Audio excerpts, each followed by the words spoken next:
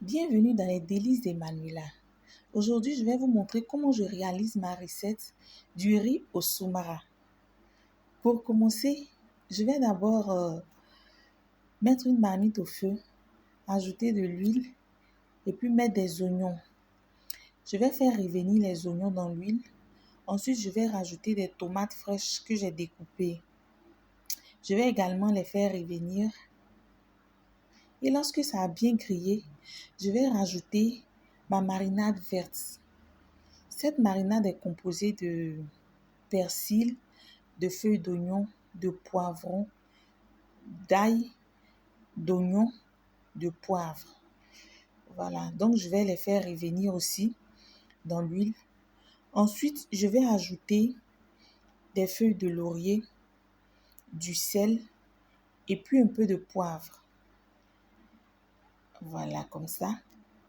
Après avoir mis tout ça, je vais maintenant rajouter les morceaux de poulet.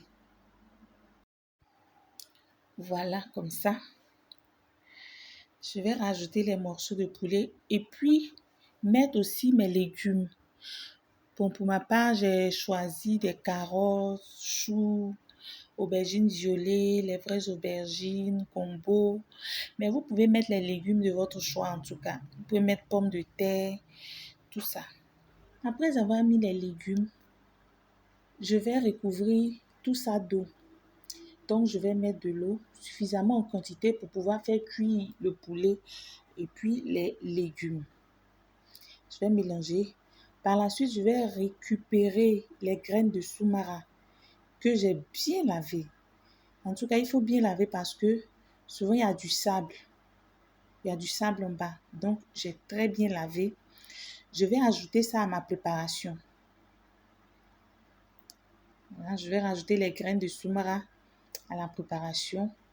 Je vais mélanger tout ça. Et puis, laisser bouillir.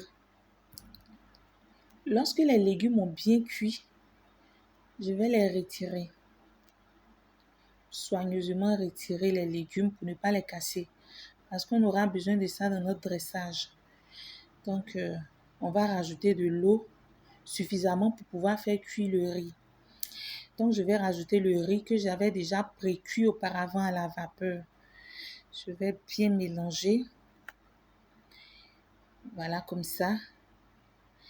Et puis, couvrir. Et puis, vérifier la cuisson une première fois. Ici, on voit que l'eau est finie dans le riz, mais le riz n'est pas encore bien cuit. Donc, j'ai ajouté un papier cuisson.